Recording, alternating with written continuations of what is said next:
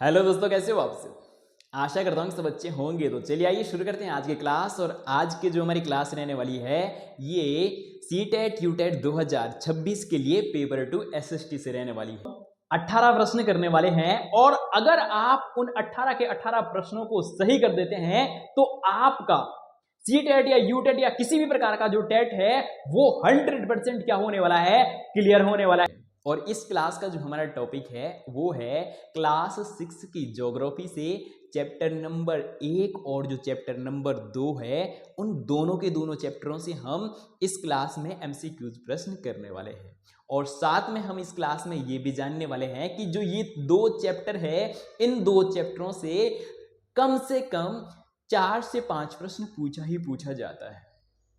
तो इस क्लास में हम जानने वाले हैं कि यहां से किस किस प्रकार से प्रीवियस ईयर क्वेश्चन पेपर में प्रश्न पूछे गए हैं और आगे किस प्रकार से पूछे जा सकते हैं। आइए शुरू करते हैं क्लास की आज के पहले प्रश्न के साथ।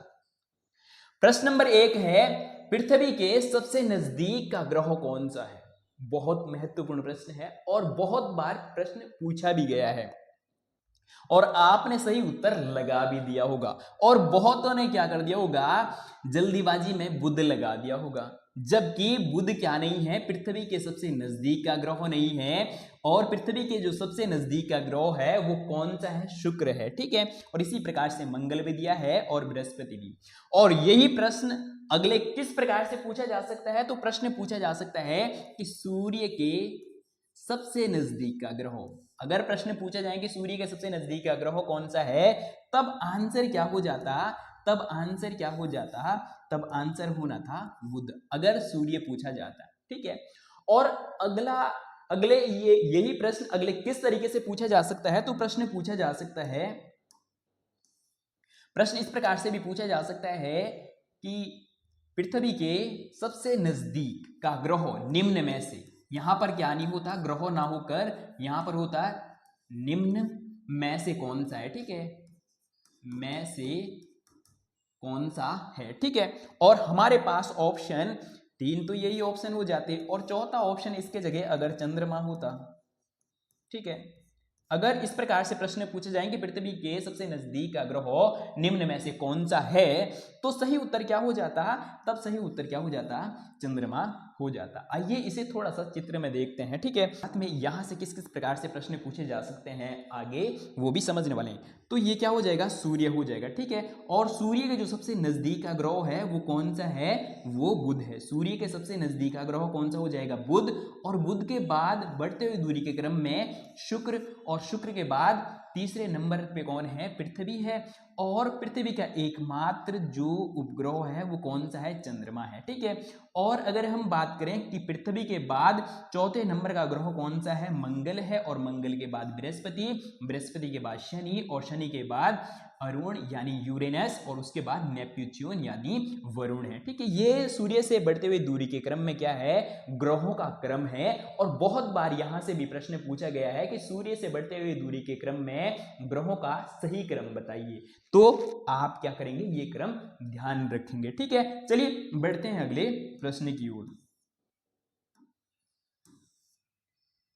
अगला जो हम प्रश्न करने वाले हैं प्रश्न नंबर 2, और ये भी बहुत महत्वपूर्ण प्रश्न है और बहुत बार पेपर में पूछा गया है। ठीक है, तो प्रश्न है, ध्रुव तारे के संदर्भ में कौन सा कथन सत्य है। तो हमें बताना है कि जो ध्रुव तारा है, ध्रुव तारे के संदर्भ में कौन सा कथन सत्य है।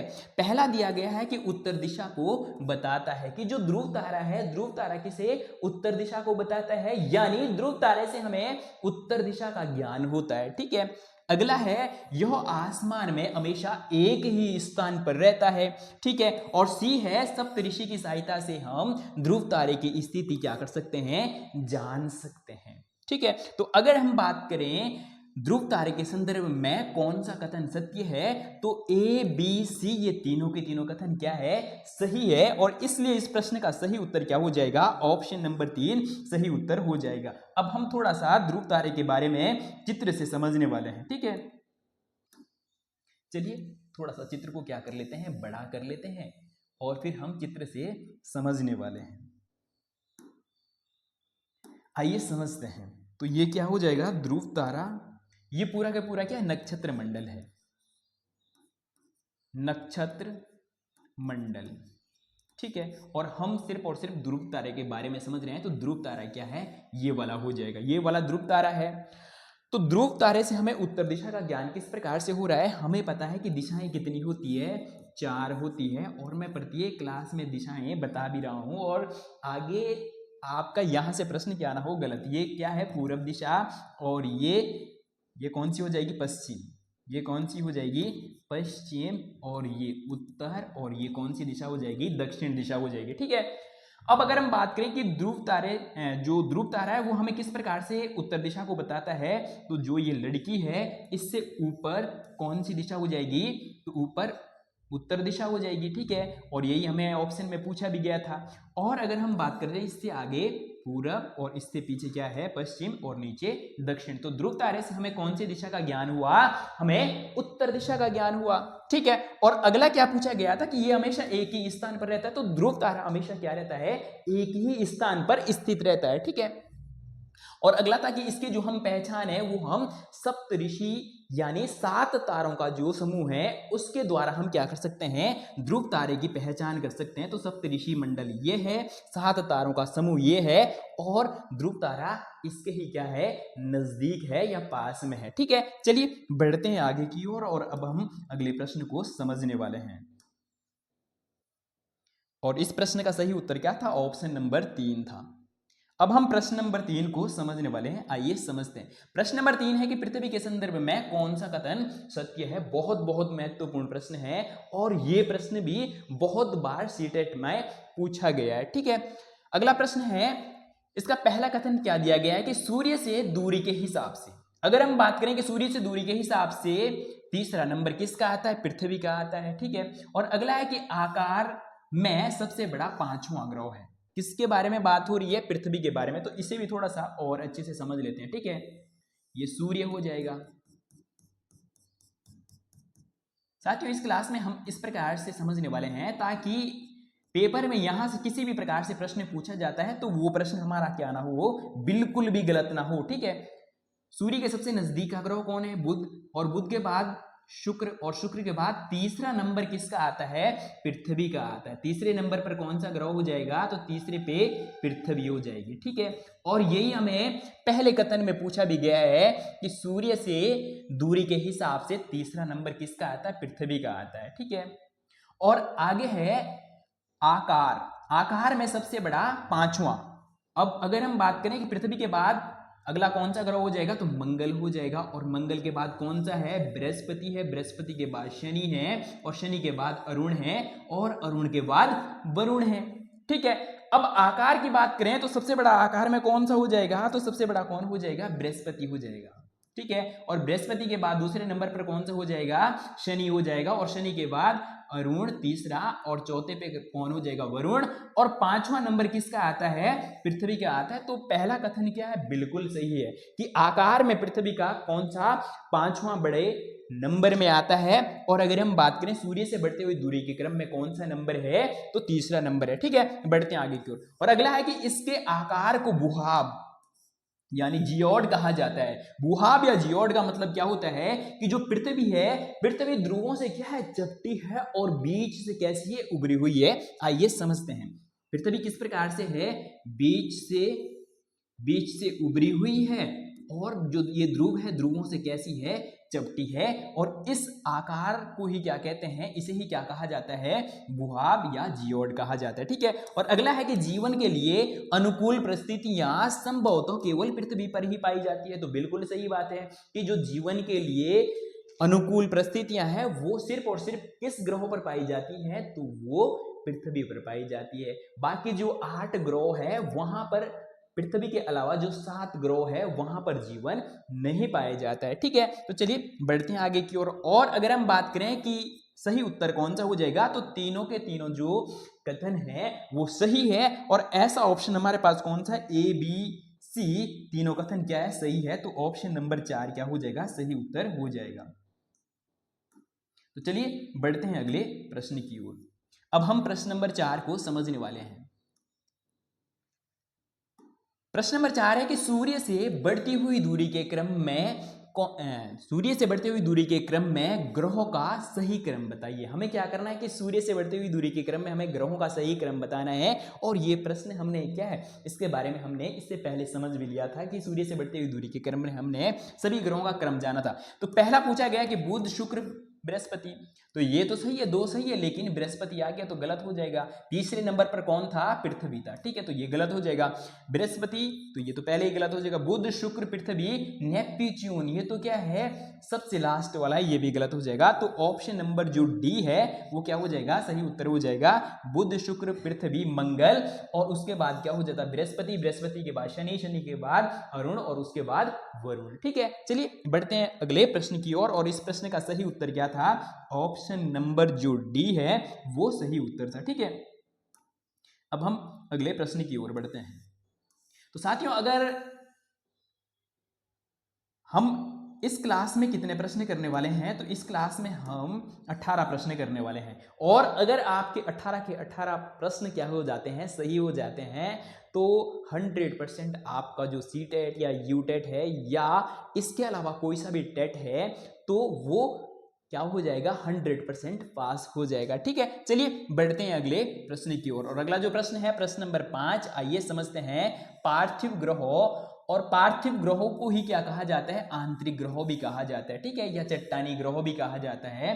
कौन कौन से होते हैं, हमारे पास ऑप्शन दिया गया है कि बुध शुक्र शनि और बृहस्पति, और अगला है बृहस्पति शनि अरुण वरुण, और सी है बुध शुक्र पृथ्वी मंगल, और डी है पृथ्वी मंगल शनि और बुध। तो सबसे पहले हम ये समझ लेते हैं कि पार्थिव ग्रह या चट्टानी ग्रह या आंतरिक ग्रह किसे कहा जाता है। तो जो ग्रह है, ग्रहों को हम 2 भागों में क्या कर सकते हैं, वर्गीकृत कर सकते हैं। जितने भी ग्रह हैं 8 ग्रह है, और 8 ग्रहों को हम क्या कर सकते हैं, 2 भागों में वर्गीकृत कर सकते हैं। पहले भाग में हम कैसे ग्रहों को रखेंगे, आंतरिक या पार्थिव या चट्टानी ग्रह। ठीक है, पहले भाग में कौन से हो जाएंगे, हम सीधा सीधा यहां पर चट्टानी ग्रह लिखते हैं। चट्टानी का मतलब क्या हो जाएगा कि जो ग्रह चट्टानों से मिलकर बने हैं, यानी जैसे हमारी पृथ्वी, तो इसमें कौन कौन से ग्रह आएंगे, तो इसमें बुध हो गया, शुक्र हो गया, पृथ्वी हो गया, मंगल, ये चट्टानी ग्रहों में आएंगे। और इसी प्रकार से अगर हम दूसरे वर्ग की बात करें, तो उसमें हम कौन से ग्रहों को रखने वाले हैं, जोवियन ग्रह, जोवियन, या इसे ही क्या कहा जाता है, गैसीय ग्रह भी कहा जाता है। इन्हें ही गैसीय ग्रह भी कहा जाता है। ठीक है, और अगर हम बात करें कि गैसीय ग्रहों में कौन कौन से ग्रह आएंगे, जो गैसों से मिलकर बने हैं, और गैसों से मिलकर कौन कौन से ग्रह बने हैं, तो बृहस्पति शनि अरुण वरुण, ये किससे मिलकर बने हैं, गैसों से मिलकर बने हैं। और इन गैसीय ग्रहों को ही बाह्य ग्रह भी कहा जाता है। बाह्य ग्रह क्यों कहा जाता है, क्योंकि ये सूर्य से बहुत दूरी पर स्थित है। कैसे दूरी पर स्थित है, थोड़ा सा फिर से समझ लेते हैं। ठीक है, भले ही क्लास थोड़ा सा लंबी हो जाए, तो ये क्या हो जाएगा, सूर्य, ठीक है, ये सूर्य है, और सूर्य से बढ़ती हुई दूरी के क्रम में अब हम दूसरे ग्रहों को समझने वाले हैं। ये बुध है, और ये कौन सा है, शुक्र है, शुक्र के बाद पृथ्वी, पृथ्वी के बाद मंगल, और मंगल के बाद बृहस्पति, बृहस्पति के बाद शनि, और शनि के बाद अरुण, और अरुण के बाद वरुण। ठीक है, तो हमने देखा कि जो ये स्टार्टिंग के 4 ग्रह है, इन 4 ग्रहों को क्या कहते हैं, आंतरिक ग्रह या चट्टानी ग्रह। ये चारों के चारों क्या है, सूर्य के नजदीक भी है और चट्टानों से मिलकर भी बने हैं, इसलिए इन ग्रहों को क्या कहते हैं, आंतरिक ग्रह या चट्टानी ग्रह कहते हैं। और अगर हम बात करें कि जो ये लास्ट के 4 ग्रह है, ये सूर्य से क्या है, बहुत दूर है, इसलिए इन्हें बाह्य ग्रह कहते हैं। और ये चारों के चारों ग्रह कैसे हैं, गैसों से मिलकर बने हैं। तो यहां से पेपर में बहुत बहुत बार प्रश्न पूछा गया है, और लगभग लगभग हर सीटेट या हर यूटेट पेपर में यहां से प्रश्न पूछा ही पूछा जाता है कि निम्न में से पहचान कीजिए कि कौन से आंतरिक ग्रह है, या कौन से पार्थिव ग्रह है, या कौन से जोवियन ग्रह है, या कौन से बाह्य ग्रह है। यहां से प्रश्न पूछा ही पूछा जाता है, या कभी कभी क्रम पूछा जाता है, तो हमें क्रम भी याद होना चाहिए ग्रहों का। ठीक है, चलिए बढ़ते हैं साथियों अगले प्रश्न की ओर, और आशा करता हूं कि ये प्रश्न आपको अच्छे से समझ में आ गया होगा। इसके बाद वाला जो प्रश्न है, ये आप बड़े आसानी के साथ क्या कर देंगे, एकदम सही कर देंगे, और आपने उत्तर लगा भी दिया होगा। तो प्रश्न पूछा गया है कि जोवियन ग्रह यानी गैसीय ग्रह या बाह्य ग्रह कौन कौन से होते हैं। हमारे पास ऑप्शन दिया गया है कि बृहस्पति, शनि, अरुण, वरुण, हमें पहला ही मिल गया। और ये क्या है, ये गैसीय ग्रह भी है और बाह्य ग्रह भी है। क्यों गैसीय ग्रह या बाह्य ग्रह है, तो आंतरिक ग्रह तो इससे अंदर वाले हो जाएंगे, बाह्य वाले हो जाएंगे। बृहस्पति और शनि, अरुण, वरुण बाह्य इन्हें इसलिए कहते हैं क्योंकि ये सूर्य से क्या है, बहुत दूरी पर स्थित है, इसलिए बाह्य ग्रह कहते हैं। गैसीय ग्रह इसलिए कहते हैं क्योंकि ये गैसों से मिलकर बने होते हैं। ठीक है, चलिए बढ़ते हैं साथियों अगले प्रश्न की ओर। और आशा करता हूं कि ये प्रश्न तो आपने क्या कर दिया होगा, एकदम आंख मूंद कर क्या कर दिया होगा, सही कर दिया होगा। ठीक है, चलिए बढ़ते हैं अगले प्रश्न की ओर। और अगला जो प्रश्न है, प्रश्न नंबर कौन सा, प्रश्न नंबर 7। आइए समझते हैं। क्षुद्र पट्टी या क्षुद्र ग्रहों, ये प्रश्न भी सीटेट का फेवरेट प्रश्न है। बहुत बार ये प्रश्न पूछा गया, लगभग ये कह सकते हैं कि हर एग्जाम में ये प्रश्न पूछा जाता है। आइए बढ़ते हैं आगे की ओर। किन दो ग्रहों के बीच पाए जाते हैं, कि जो क्षुद्र ग्रह है वो किन दो ग्रहों के बीच पाए जाते हैं, बहुत इंपॉर्टेंट है। ठीक है, हमारे पास ऑप्शन दिया गया शनि और पृथ्वी, और अगला दिया गया है कि मंगल और पृथ्वी, और सी है पृथ्वी और शुक्र, और डी है मंगल और बृहस्पति। तो ऑप्शन नंबर डी क्या हो जाएगा, सही उत्तर हो जाएगा। अब हम क्षुद्र पट्टी या क्षुद्र ग्रहों को चित्र में समझने वाले हैं। तो ये कौन सा ग्रह हो जाएगा, मंगल। ठीक है, और ये कौन सा हो जाएगा, ये बृहस्पति हो जाएगा। और इन दो ग्रहों के बीच जो ये आप पट्टी देख पा रहे होंगे, इसे ही क्या कहा जाता है, क्षुद्र ग्रह पट्टी कहा जाता है, या क्षुद्र पट्टी, या यही क्षुद्र ग्रह है। तो ये कौन से दो ग्रहों के बीच है, तो ये वाला मंगल हो जाएगा और ये बृहस्पति, और इन दोनों ग्रहों के बीच ही क्षुद्र पट्टी या क्षुद्र ग्रह पाए जाते हैं। बहुत बार ये प्रश्न साथियों पूछा गया है। ठीक है, चलिए बढ़ते हैं आगे की ओर। और आशा करता हूं कि ये आप अच्छे से समझ गए होंगे। और अगर ये भविष्य में कभी भी ये प्रश्न सीटेट या यूटेट या किसी भी टेट एग्जाम में या एलटी जैसे एग्जाम में पूछा जाता है, तो आप क्या कर लेंगे, एकदम सही करेंगे। अगला प्रश्न है प्रश्न नंबर 8 कि किस ग्रह को पृथ्वी की जुड़वा, किस ग्रहों को पृथ्वी का जुड़वा ग्रह या पृथ्वी की बहन के नाम से जानते हैं। यह प्रश्न भी बहुत बार पेपर में पूछा गया है। ठीक है, अगर हम बात करें कि किस ग्रह को हम पृथ्वी का जुड़ा ग्रह या पृथ्वी की बहन कहते हैं, हमारे पास ऑप्शन है बुध को, शुक्र को, मंगल को और बृहस्पति को। इस प्रश्न का सही उत्तर क्या हो जाएगा, ऑप्शन नंबर जो बी है ये सही उत्तर हो जाएगा। शुक्र को क्या कहा जाता है, पृथ्वी का जुड़वा ग्रह या पृथ्वी की बहन कहा जाता है। अगर हम बात करें कि क्यों कहा जाता है, तो इसलिए कहा जाता है कि जो शुक्र का आकार, घनत्व और जो आकृति है वो लगभग किसके समान है, पृथ्वी के समान है। इसलिए शुक्र को पृथ्वी का जुड़ा ग्रह या पृथ्वी के बहन के नाम से जाना जाता है। बहुत बार यहां से प्रश्न पूछा गया है। ठीक है, चलिए बढ़ते हैं अगले प्रश्न की ओर। और आशा करता हूं कि ये क्लास आपको अच्छी लग रही होंगी और साथ में जो प्रश्नों का लेवल है वो भी आपको अच्छा लग रहा होगा। ठीक है, चलिए बढ़ते हैं अगले प्रश्न की ओर। और अगला प्रश्न है कि सभी ग्रह सूर्य के चारों ओर किस पथ पर, मतलब किस मार्ग में क्या करते हैं, चक्कर। यहां पर साथियों ये कक्कर हो गया, यहां पर क्या होना था, चक्कर। किस मार्ग में क्या करती है, चक्कर लगाते हैं। ठीक है, हमारे पास ऑप्शन दिया गया कि वृत्तीय पथ पर क्या करते हैं, चक्कर लगाते हैं, या आयताकार पथ पर क्या करते हैं, चक्कर लगाते हैं, या दीर्घवृत्ताकार पथ पर चक्कर लगाते हैं, या इनमें से कोई नहीं। तो अगर हम बात करें कि जो ये क्या हो जाएगा, सूर्य, ये बीच में क्या है, सूर्य। और सूर्य के बाद जैसे हम बुध की बात करें तो ये वृत्ताकार पथ पर क्या करती हैं, सूर्य के चारों ओर चक्कर लगाते हैं। ये वाला पद ही क्या है, ये वाले पद, इसे ही क्या कहते हैं हम, या क्या कहा जाता है, यही है वृत्ताकार। ठीक है, अगर हम सिर्फ और सिर्फ ये कहें वृत्त, यहां पर क्या दीर्घ वृत्ताकार और यहां पे क्या है वृत्तीय, तो वृत्तीय ना होकर दीर्घ वृत्ताकार पथ पर क्या करते हैं, सारे के सारे ग्रहों क्या करते हैं, सूर्य के चारों ओर क्या करते हैं, परिक्रमा करते हैं। ठीक है, चलिए बढ़ते हैं अगले प्रश्न की ओर। और अगला जो प्रश्न हो जाएगा प्रश्न नंबर 10। आइए समझते हैं, इंपॉर्टेंट प्रश्न है। पृथ्वी अपने अक्ष और अपने कक्षीय तल पर कितना डिग्री झुकी हुई है। यह प्रश्न भी पेपर में बहुत बार प्रश्न पूछा गया है कि जो पृथ्वी है, पृथ्वी अपने अक्ष पर और अपने कक्षीय तल पर कितना डिग्री झुकी हुई है। आइए समझते हैं। हमारे पास जो ऑप्शन दिए गए हैं वो है 23.5 और 90 डिग्री। मतलब अपने अक्ष पर कितना डिग्री झुकी है। पहले हमें अक्ष बताना है और दूसरे में हमें क्या बताना है, कक्षीय तल बताना है कि पृथ्वी अपने अक्ष पर 23.5 डिग्री और कक्षीय तल पर 90 डिग्री झुकी हुई है। और अगला है कि 66 डिग्री अपने अक्ष पर और 23.5 डिग्री अपने कक्षीय तल पर।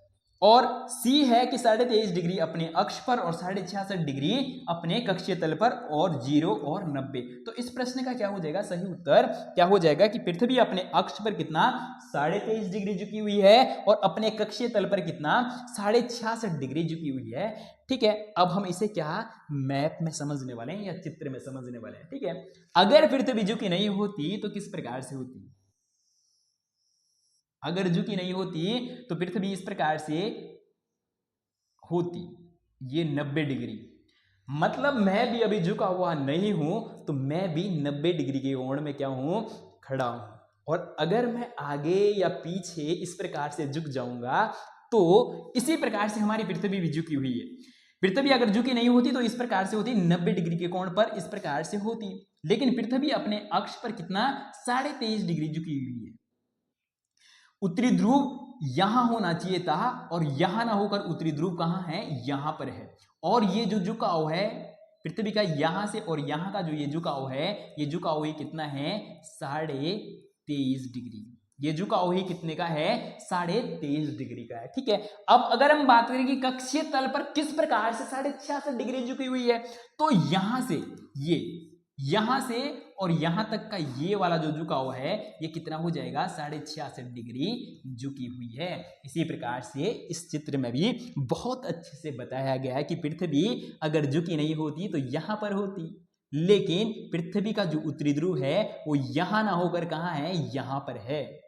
और ये जो झुकाव है ये झुकाव कितना का है 23.5 डिग्री का है। और इसी प्रकार से अगर हम बात करें कि कक्षीय तल पर कितने डिग्री झुकी हुई है, अगर हम यहां से इस प्रकार से कोण बनाते हैं तो ये कितने डिग्री का हो जाएगा 66.5 का। या सीधा सीधा हम ये भी कह सकते हैं कि यहां से और यहां तक कितना हो जाएगा, ये भी 66.5 डिग्री हो जाएगा। ठीक है, तो साथियों मैं आशा करता हूं कि ये आप अच्छे से समझ गए होंगे और भविष्य में आप अब गलती नहीं करेंगे। बहुत बार पेपर में क्या पूछा जाता है, पेपर में पूछा जाता है कि पृथ्वी अपने कक्षीय तल पर, पेपर में सिर्फ इतना पूछा जाता है कि पृथ्वी अपने कक्षीय तल पर कितना डिग्री झुकी हुई है। सिर्फ हम क्या पढ़ते हैं कि कितना डिग्री झुकी हुई है, हमने ये पढ़ा और ये नहीं पढ़ा हमने कि अक्ष पर पूछा गया या कक्षीय तल पर पूछा गया, और हम 23.5 ही डिग्री लगा के आते हैं। तो अब मैं आशा और उम्मीद करता हूं कि इसको लेकर जो कॉन्सेप्ट है वो आपके मन मस्तिष्क में बन गया होगा। अगर अक्ष पूछें तो 23.5 डिग्री, अगर कक्षीय तल पूछें तल तो 66.5 डिग्री। ठीक है, चलिए बढ़ते हैं अगले प्रश्न की ओर और इस प्रश्न का सही उत्तर ऑप्शन नंबर जो सी है वो सही उत्तर हो जाएगा। अब हम प्रश्न नंबर जो 11 है वो समझने वाले हैं। बहुत अच्छा प्रश्न है, आइए समझते हैं। ग्लोब पर खींची गई अक्षांश एवं देशांतर रेखाएं, जो ग्लोब पर खींची गई अक्षांश और देशांतर रेखाएं होती है वो कैसी होती है, वो अध्यारोपित होती है या वास्तविक रेखाएं होती है या काल्पनिक रेखाएं होती है या इनमें से कोई नहीं। अब हम थोड़ा सा ग्लोब को समझने वाले हैं कि ग्लोब पर अक्षांश और देशांतर रेखाएं कौन सी होती है। तो इसके बारे में ऐसे तो हमने थ्योरी क्लास में बहुत डिटेल में समझाया है। अगर आपने अभी तक वो थ्योरी क्लासें नहीं देखी है तो उनको जरूर देखें। अगर आप वो थ्योरी क्लास देखकर इस क्लास को देख रहे हैं तो आपको ये सारे के सारे जो प्रश्न हैं ये लड्डू की तरह लग रहे होंगे, मतलब बहुत आसान लग रहे होंगे। और अगर नहीं देखी है तो जरूर जाकर देख सकते हैं। और अगर आपको इससे संबंधित नोट्स चाहिए तो उसके लिए आप हमारे व्हाट्सएप नंबर को क्या कर सकते हैं, नोट कर सकते हैं 98089366 और 34। और अगर आप हमारे यूटेट या सीटेट का पूरा बैच लेना चाहते हैं, अगर आप सीटेट का हमारा पूरा बैच लेते हैं, ठीक है, तो आपको जो यूटेट का बैच है वो उसमें फ्री में मिल जाएगा, वो आपके लिए गिफ्ट है। अगर आप हमारा सीटेट का बैच लेते हैं तो यूटेट का बैच आपको फ्री है। अगर आप हमारा सीटेट का बैच अगले 20 दिनों के अंदर लेते हैं तो यूटेट आपके लिए फ्री है। यूटेट की आपके लिए कोई फीस नहीं लगनी है। अगर हम बात करें कि सीटेट का बैच हमारा कहाँ चल रहा है, तो हमारे अपने एप्लीकेशन पर चल रहा है, हमारे अपने ऐप पर चल रहा है, और उस ऐप का जो लिंक है वो इस वीडियो के डिस्क्रिप्शन बॉक्स यानी कमेंट बॉक्स और डिस्क्रिप्शन बॉक्स दोनों में मिल जाएगा।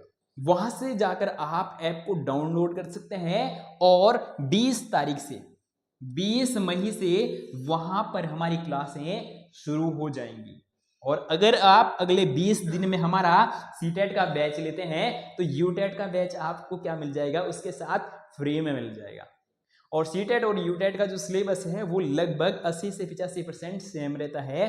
तो जो सीटेट से हट कर पूछा जाता है वो हम उसी बैच में आपको क्या करवा देंगे, पूरा करवा देंगे। और अगर हम बात करें कि ये बैच अगर हम लेते हैं तो इसकी वैधता कितनी रहेगी, जब तक सीटेट ना हो जाए या जब तक यूटेट, ये दोनों के दोनों पेपर ना हो जाए, तब तक के लिए वैलिड रहेंगे या वैध रहेंगे।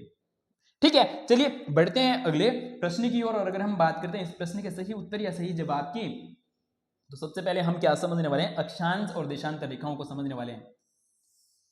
ये ग्लोब है और ग्लोब पर ये कौन सी रेखा है, भूमध्य रेखा। भूमध्य रेखा ग्लोब या पृथ्वी को क्या करती है, दो बराबर भागों में बांटती है, इसे ही 0 डिग्री अक्षांश भी कहते हैं। और अगली देशा ये कौन सी हो जाएगी, कर्क रेखा, मकर रेखा और आर्कटिक रेखा और अंटार्कटिक रेखा। ठीक है, और ये उत्तरी ध्रुव और ये दक्षिणी ध्रुव, ये अक्षांश रेखाएं हैं। ये क्या है, अक्षांश रेखाएं हैं। अब हम देशांतर रेखाओं को समझने वाले हैं।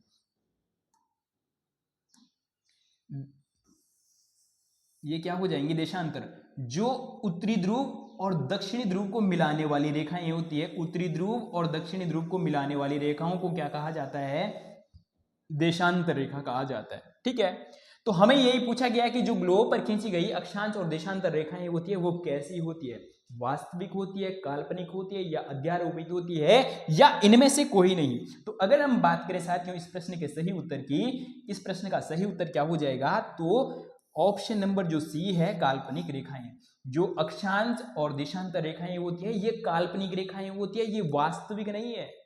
कि अगर हम बात करें, जैसे हम पढ़ते हैं, समझते हैं कि कर्क रेखा भारत के बीचों बीच होकर गुजरती है या 8 राज्यों से होकर गुजरती है, और अगर आप उन 8 राज्यों का भ्रमण करते हैं तो आपको वो कहीं खींची हुई नहीं मिलेगी, वो काल्पनिक है। हम अध्ययन के लिए हम कल्पना करते हैं कि इससे बीच वाले क्षेत्र को क्या कहा जाएगा, वो काल्पनिक है। ठीक है, अगर हम बात करें कि अध्यारोपित रेखा, तो जो भारत और पाकिस्तान के बीच जो रेखा है वो रेखा कैसी है, अध्यारोपित है। अगर हम बात करें कि भारत और पाकिस्तान के बीच जो सीमा रेखा है उसका नाम क्या है, उसका नाम है रेड क्लिफ।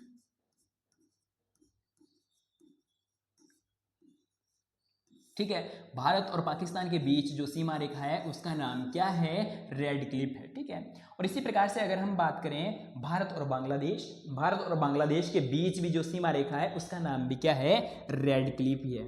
और इसी प्रकार से अगर हम बात करते हैं जो चीन और भारत के बीच है, मैकमोहन। और इसी प्रकार से अगर हम बात करें भारत और अफगानिस्तान, तो उस रेखा का नाम क्या है, डोरंड रेखा। ठीक है, यहां से भी पेपर में क्या पूछा जा सकता है, प्रश्न पूछा जा सकता है। चलिए बढ़ते हैं अगले प्रश्न की ओर। और अब हम अगला प्रश्न समझने वाले हैं, और अगला जो प्रश्न रहने वाला है प्रश्न नंबर 12, आइए समझते हैं। प्रश्न नंबर 12 है कि पृथ्वी को दो बराबर भागों उत्तरी गोलार्ध एवं दक्षिणी गोलार्ध में विभाजित या बांटने वाली रेखा, अभी अभी हमने समझा था। अगर आपने इससे पहले वाले प्रश्न में ग्लोब को अच्छे से देखा होगा, जब मैंने अक्षांश रेखाएं बताई थी, तो आप इस प्रश्न का उत्तर क्या कर देंगे, आंख मूंद कर लगा देंगे कि ये होना है। आइए थोड़ा समझ लेते हैं। बताया जा रहा है कि जो पृथ्वी को क्या है, दो बराबर उत्तरी और दक्षिणी गोलार्ध में, ठीक है, ये दो भागों में बांट दिया। ऊपर वाले भाग को हम क्या कहते हैं, उत्तरी गोलार्ध कहते हैं, और नीचे वाले भाग को हम क्या कहते हैं, दक्षिणी गोलार्ध। और ऐसी रेखा जो ग्लोब को दो बराबर भागों में बांटती है, उत्तरी और दक्षिणी गोलार्ध में, तो उस रेखा का नाम क्या है, 0 डिग्री अक्षांश। ठीक है, 0 डिग्री अक्षांश या विषुवत रेखा, विषुवत रेखा या भूमध्य रेखा या इक्वेटर। ठीक है, चलिए बढ़ते हैं अगले प्रश्न की ओर। और वो रेखा कौन सी हो जाएगी? तो ऑप्शन नंबर डी सही उत्तर हो जाएगा कि 0 डिग्री विषुवत रेखा या 0 डिग्री अक्षांश या इक्वेटर।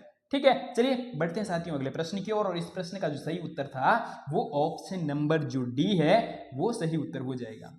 अब हम प्रश्न नंबर 13 को समझने वाले हैं, आइए समझते हैं। प्रश्न नंबर 13 है कि अक्षांश रेखाओं की संख्या कितनी होती है। बहुत इंपॉर्टेंट प्रश्न है कि अक्षांश रेखाओं की संख्या कितनी होती है, आइए समझते हैं। ऑप्शन में दिया गया है कि 90, 66, 360, 180। समझ लेते हैं थोड़ा सा। अगर हम बात करें कि अक्षांश रेखाओं की संख्या कितनी होती है तो ये 0 डिग्री अक्षांश हो जाएगा। ठीक है साथियों, अगर आप इस प्रकार से चीजों को एक बार समझते हैं तो आपको भविष्य में कभी भी रटना नहीं पड़ेगा। और अगर आप रट कर पढ़ते हैं कि सीधा मैं आया और क्वेश्चन का आंसर बताया और आगे बढ़ गया अगले प्रश्न पे, तो आपको चीजों को रटना पड़ता है। और अगर आप समझना चाहते हैं तो हमारे साथ जुड़िए और हमारा जो थ्योरी क्लास का बैच है उसको भी अगर आप लेना चाहें तो ले सकते हैं, और नहीं तो आप हमारी क्लासें YouTube पर देख सकते हैं। ठीक है, ये कौन सी रेखा थी? ये भूमध्य रेखा थी। भूमध्य का मतलब क्या हो जाएगा कि ये पृथ्वी को 2 बराबर भागों में बांट रही है। ठीक है, और ये क्या है? 0 डिग्री, 0, और 0 के बाद अगली कौन सी होगी? 1, 1 के बाद 2, 2 के बाद 3, इसी प्रकार से आगे बढ़ते बढ़ते ये वाली कौन सी रेखा होती है? 23.5 डिग्री जो उत्तरी गोलार्ध में रेखा होती है उस रेखा को क्या कहते हैं? कर्क रेखा कहते हैं। इसी प्रकार से अगर हम दक्षिणी गोलार्ध में बात करें कि 0 के बाद 1, 2, 3, 4 इस प्रकार से शुरुआत होंगी, तो ये कौन सी रेखा होगी? 23.5 डिग्री दक्षिणी गोलार्ध में जो रेखा होगी वो रेखा कौन सी होगी? मकर रेखा। ठीक है, और इसी प्रकार से जब हम आगे बढ़ेंगे 23 के बाद आगे बढ़ते बढ़ते बढ़ते, और ये जो 66.5 डिग्री रेखा है इस रेखा को क्या कहते हैं? इस रेखा को क्या कहते हैं? आर्कटिक रेखा। आर्कटिक। ठीक है, यहां पर छोटा टो आना था। ठीक है, आर्कटिक रेखा। और इसी प्रकार से अगर हम दक्षिणी गोलार्ध में बात करते हैं जो 66.5 डिग्री रेखा है उस रेखा का नाम क्या है? तो उस रेखा का नाम क्या हो जाएगा? अंटार्कटिक।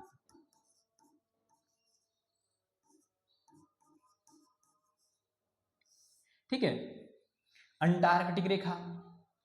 अब हमें पेपर में हमें प्रश्न में क्या पूछा गया है कि अक्षांश रेखाओं की संख्या कितनी होती है, और इसके बाद ये कौन सा हो जाएगा? 90 डिग्री जो अक्षांश रेखा है इसे क्या कहते हैं? हम उत्तरी ध्रुव कहते हैं। इस रेखा का नाम क्या हो जाएगा? उत्तरी ध्रुव। इस रेखा का नाम क्या हो जाएगा? उत्तरी ध्रुव। और इसी प्रकार से अगर हम बात करें दक्षिणी गोलार्ध में तो ये क्या हो जाएगा? दक्षिण ध्रुव। ये क्या हो जाएगा? दक्षिण ध्रुव। तो हमने क्या समझा? हमने समझा कि जब हमने यहां 0 से शुरुआत करी, 0 से आगे बढ़ते बढ़ते बढ़ते बढ़ते हम कितना? 90 अक्षांश रेखाएं कहां है? उत्तरी गोलार्ध में है। और इसी प्रकार से अगर हम बात करें 0 से हमने यहां से शुरू करा और 90 अक्षांश रेखाएं कितने? दक्षिणी गोलार्ध में है। तो 90 और 90 कितना हो जाएगा? 180। अगर हम बात करें कि अक्षांश रेखाओं की संख्या कितनी है तो 180 है। और कभी कभी अगर ऑप्शन में साथियों 181 पूछा जाए तो वो भी सही उत्तर हो जाएगा, लेकिन आज तक ऑप्शन में 181 नहीं पूछा गया, क्योंकि हमने जब एक ये 0 वाली है, 0 को ना हमने उत्तरी गोलार्ध में गिना ना दक्षिणी गोलार्ध में गिना, तो एक ये भी हो जाएगी। अगर ऑप्शन इस प्रकार से हो 180 प्लस 1 तो यही सबसे सही उत्तर हो जाएगा, लेकिन 181 ऑप्शन में नहीं होता है। और जब नहीं होता है तो सही ऑप्शन कौन सा हो जाएगा कि अक्षांश रेखाएं कितनी होती है? तो 180 अक्षांश रेखाएं होती है। ठीक है, चलिए बढ़ते हैं साथियों अगले प्रश्न की ओर। और इस प्रश्न का सही उत्तर क्या है? ऑप्शन नंबर जो डी है वो सही उत्तर हो जाएगा। अगला जो प्रश्न है प्रश्न नंबर कौन सा? 14। आइए समझते हैं। देशांतर रेखाओं की संख्या। अगर हम बात करें कि देशांतर रेखाओं की संख्या कितनी होती है, ऑप्शन है कि 360 होती है, 180 होती है, 90 होती है और 480 होती है। जिस प्रकार से हमने अक्षांश रेखाएं समझी थी, अक्षांश, ठीक है, अक्षांश कितनी थी? 180 थी। इसी प्रकार से अगर हम देशांतर रेखाओं की बात करें तो देशांतर रेखाओं का जो सही उत्तर हो जाएगा वो 360 हो जाएगा। क्यों?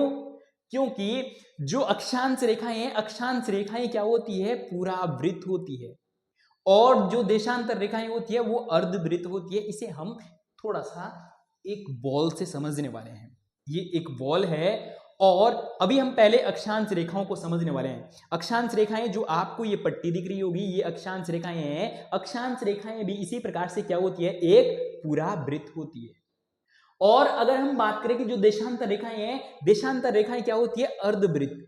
मतलब अगर हम देशांतर रेखाओं को यहां से खींचें तो एक देशांतर रेखा यहां तक और दूसरे फिर उसके ठीक पीछे दो देशांतर रेखाएं।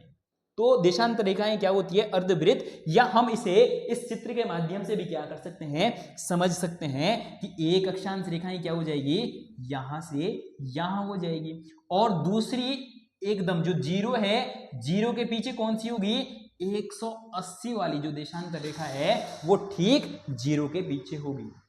ठीक है, इसलिए ये कितनी होती है, ये अक्षांश रेखाओं के दुगनी होती है, और 180 का दुगना कितना हो जाएगा, 360 हो जाएगा। ठीक है, चलिए बढ़ते हैं आगे की ओर और आशा करता हूं कि आप इसे अच्छे से समझ गए होंगे। ठीक है, अब हम प्रश्न नंबर 15 को समझने वाले हैं। आइए समझते हैं। प्रश्न नंबर 15 है कि कर्क रेखा और मकर रेखा के बीच के कटिबंधीय क्षेत्र को क्या कहा जाता है। बहुत बहुत इंपॉर्टेंट है कि जो कर्क रेखा है ये भूमध्य रेखा हो जाएगी, और भूमध्य रेखा के ऊपर ये वाली कौन सी हो जाएगी, कर्क रेखा। ठीक है, और इसी प्रकार से भूमध्य रेखा के 23.5 डिग्री दक्षिणी गोलार्ध में ये कौन सी हो जाएगी, मकर रेखा। तो यही हमें प्रश्न में पूछा गया है कि कर्क रेखा के उत्तर में और कर्क रेखा के दक्षिण में ये वाला जो हिस्सा है इसे किस नाम से जाना जाता है। हमारे पास ऑप्शन दिए गए हैं, तो ऑप्शन है हमारे पास शीत कटिबंधीय क्षेत्र और उष्ण कटिबंधीय क्षेत्र, और सी है शीत कटिबंधीय क्षेत्र और उपयुक्त में से कोई नहीं। यहां पर शीतोष्ण, शीतोष्ण का मतलब क्या होता है कि शीत का मतलब ठंडा, उष्ण का मतलब गर्म, जहां पर गर्म और ठंडा दोनों ऐसा मौसम को हम क्या कहते हैं, शीतोष्ण कहते हैं। ठीक है, अगर हम बात करें कि जो ये वाला क्षेत्र है इसे क्या कहा जाता है, इसे उष्ण कटिबंधीय क्षेत्र कहा जाता है। ये आप देख भी पा रहे होंगे, ये 0 डिग्री अक्षांश है और ये 23.5 डिग्री जो कर्क रेखा है, और ये 23.5 डिग्री दक्षिणी गोलार्ध में ये मकर रेखा है, और इसके बीच का जो ये वाला क्षेत्र है, इसके बीच का जो ये वाला क्षेत्र है, ठीक है, इसे ही क्या कहा जाता है, उष्ण कटिबंधीय क्षेत्र कहा जाता है। और इसी प्रकार से अगर हम बात करें कि जो 23.5 डिग्री उत्तरी गोलार्ध में है और 66.5 डिग्री उत्तरी गोलार्ध, इनके बीच वाला जो ये क्षेत्र है इसे क्या कहा जाता है, शीतोष्ण। शीतोष्ण का मतलब यहां पर ठंडा भी होता है और गर्म भी।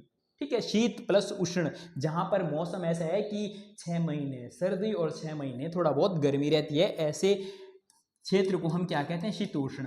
और इसी प्रकार से अगर हम बात करें ये 66.5 से, और जो ये 90 डिग्री उत्तरी गोलार्ध में है, और इसी प्रकार से दक्षिणी गोलार्ध में भी 66.5 से और 90 डिग्री जो दक्षिणी गोलार्ध में ध्रुव है, इनके बीच के क्षेत्र को, इन क्षेत्र को क्या कहते हैं, तो इन्हें क्या कहा जाता है, शीत कटिबंधीय क्षेत्र कहा जाता है। अगर हम बात करें कि इन्हें ऐसा क्यों कहा जाता है, कि ऐसा क्यों होता होगा, थोड़ा सा क्लास भले ही लंबी हो जाए लेकिन हम क्या करेंगे, डिटेल में समझेंगे। अब थोड़ा सा और डिटेल में जाकर समझते हैं। तो ये क्या है, सूर्य, ये क्या हो जाएगा साथियों, सूर्य हो जाएगा। और जब मैं कोई सा भी क्वेश्चन कराता हूं तो मुझे तब तक समझाने में मजा नहीं आता है जब तक हम उसके एकदम गहराई तक ना उतरें। ठीक है, ये सूर्य है और ये हमारी पृथ्वी है। भले ही सूर्य पृथ्वी से काफी बड़ा है, लेकिन समझने के लिए अभी हमने इस प्रकार से बना दिया। तो जो सूर्य की किरणें हैं वो जब कहां, भूमध्य रेखा पर सीधी पड़ेगी तो सबसे ज्यादा यहां पर क्या होगी, गर्मी होगी।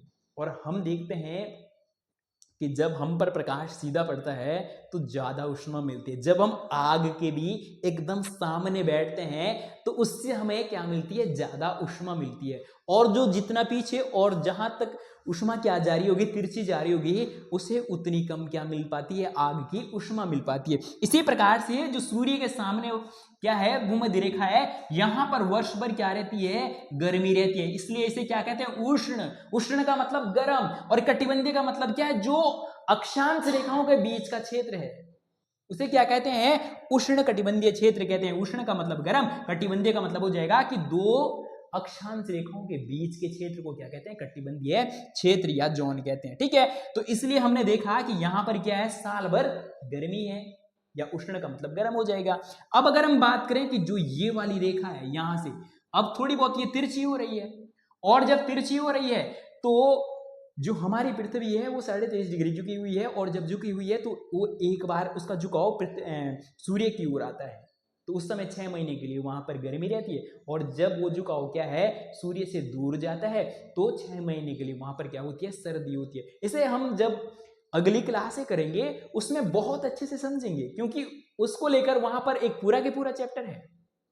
ठीक है, और इसी प्रकार से यहां पर भी क्या होती है, शीत और उष्ण, मतलब शीतोष्ण, ठंडा भी है और गर्म भी है। इसी प्रकार से अगर हम बात करें, अब ये जो ध्रुव है, सीधी बात करें उत्तरी ध्रुव की और सीधी बात करें दक्षिणी ध्रुव की, तो यहां पर जो सूर्य की किरणें हैं वो सीधी पड़ ही नहीं पाती है, तिरछी पड़ती है।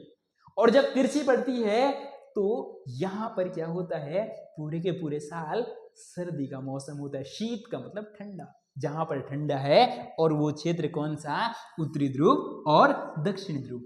अगली जब क्लासें आएंगी उनमें हम समझेंगे कि उष्ण कटिबंधीय क्षेत्र में किस किस प्रकार की वनस्पति पाई जाती है, शीतोष्ण कटिबंधीय क्षेत्र में किस प्रकार की वनस्पति पाई जाती है, बहुत डिटेल से हम समझने वाले हैं। तो मैं आपसे सिर्फ और सिर्फ इतनी सी गुजारिश करता हूं या रिक्वेस्ट करता हूं कि अगर आपने अभी तक हमारे सारथी कोचिंग सेंटर चैनल को क्या नहीं करा है, सब्सक्राइब नहीं करा है, तो चैनल को जरूर सब्सक्राइब कर दें, और एक कमेंट वीडियो के अंत में जरूर करें। और अगर आप हमारे कोर्स से जुड़ना चाहते हैं तो उसके लिए आप हमारे सारथी कोचिंग सेंटर का जो ऐप है उसे जरूर से क्या करें, डाउनलोड करें। ठीक है, चलिए बढ़ते हैं प्रश्न नंबर 16 की ओर। भारत का मानक समय, बहुत बहुत बार ये प्रश्न भी पूछा गया कि जो भारत का मानक समय है वो कितना है, और जो जीएमटी है या जो समय रेखा है, समय रेखा से भारत का समय कितना आगे है या कितने घंटे आगे है। ठीक है, तो पहला ऑप्शन है हमारे पास कि 82.5 डिग्री। ठीक है, 82.5 डिग्री पश्चिम देशांतर से क्या लिया गया है, भारत का समय लिया गया है। और अगला है कि 82.5 डिग्री पूर्वी देशांतर है, और अगला है कि 80 डिग्री पूर्वी देशांतर, और अगला है कि 0 डिग्री जो प्रमुख यामोत्तर है वहां से भारत का समय लिया गया है, यानी 0 डिग्री देशांतर। तो अगर हम बात करें इस प्रश्न के सही उत्तर की, भारत का जो मानक समय है वो कहां से लिया गया है, तो सही उत्तर क्या हो जाएगा, ऑप्शन नंबर बी हो जाएगा। अब अगर हम बात करें इसे, हम थोड़ा सा यहां पर समझ लें, अगर ये साफ नहीं दिख रहा है तो थोड़ा इधर ही समझ लेते हैं। ये हो जाएगा क्या, ग्लोब, और ग्लोब पर ये कौन सी रेखा हो जाएगी, प्रमुख यामोत्तर। ये कौन सी रेखा हो जाएगी, ये प्रमुख यामोत्तर हो जाएगी, या इसे ही हम क्या कहते हैं, 0 डिग्री देशांतर भी कहते हैं। इसे हम 0 डिग्री देशांतर भी कहते हैं, प्रमुख यामोत्तर भी कहते हैं। ठीक है, तो इससे आगे अगर हम जाते हैं तो समय क्या होता है, बढ़ता है। अगर हम 15 डिग्री देशांतर गए तो समय 15 डिग्री में 1 घंटा। तो इसको जो हमने कल वाली जो हमारी थ्योरी क्लास है उसमें बहुत डिटेल में समझाया है। ठीक है, और हम ज्यादा डिटेल में अब नहीं जाएंगे। ठीक, थोड़ा सा समझ ही लेते हैं फिर। 360 जो पृथ्वी है, पृथ्वी 24 घंटे में कितना डिग्री घूमती है, 360। और इसी प्रकार से अगर हम बात करें अब 12 घंटे में कितना घूमेगी, तो 12 घंटे में 180 डिग्री घूमेगी 12 घंटे में। और इसी प्रकार से 6 घंटे में कितना, 180 का आधा कितना हो जाएगा, 90 डिग्री घूमेगी। और इसी प्रकार से अगर अब हम बात करें 1 घंटे में, अगर हम 6 का भाग इसमें देते हैं तो कितने बार जाएगा, 15 बार। तो 1 घंटे में पृथ्वी कितना देशांतर घूमती है, तो 15 डिग्री देशांतर घूमती है। और इसी प्रकार से अब अगर हम बात करें कि 4 मिनट में कितना डिग्री देशांतर घूमती है, तो 1 डिग्री देशांतर घूमती है। ठीक है, यहां से भी पेपर में प्रश्न पूछा जा सकता है। और अगर हम बात करें कि भारत का जो मानक समय है वो कहाँ है, वो 82.5 डिग्री लगभग यहाँ पर हो जाएगा। ठीक है, और भारत अपना यहाँ पर बसा हुआ है। अगर बात करें कि भारत का जो मानक समय है वो कहाँ से लिया गया है, तो उत्तर प्रदेश के मिर्जापुर से लिया गया है। ये भी हम पिछले क्लास में बहुत अच्छे से समझ लिए हैं। ठीक है, चलिए बढ़ते हैं अगले प्रश्न की ओर। और अगला जो प्रश्न है प्रश्न नंबर 17, और प्रश्न नंबर 17 को करने से पहले साथियों, अगर आपने अभी तक हमारे सारथी कोचिंग सेंटर चैनल को सब्सक्राइब नहीं किया है तो जरूर से सब्सक्राइब कर दें, तभी आप इस प्रकार की जो आने वाली क्लासें हैं वो देख पाएंगे। और अगर आप चैनल को सब्सक्राइब नहीं करते हैं तो हमारी जो आगे आने वाली क्लासें हैं उनका नोटिफिकेशन आप तक नहीं पहुंच पाएगा। ठीक है, चलिए शुरू करते हैं। प्रश्न है कि नक्षत्र मंडल कहते हैं कि नक्षत्र मंडल किसे कहते हैं। हमारे पास ऑप्शन दिए गए हैं या कथन दिए गए हैं कि तारों के समूह को हम क्या कहते हैं, नक्षत्र मंडल कहते हैं। और अगला है कि तारों के विभिन्न समूहों द्वारा बनाई गई विविध आकृतियों को क्या कहा जाता है, नक्षत्र मंडल कहा जाता है। सी है कि आकाशगंगा को हम क्या कहते हैं, नक्षत्र मंडल कहते हैं।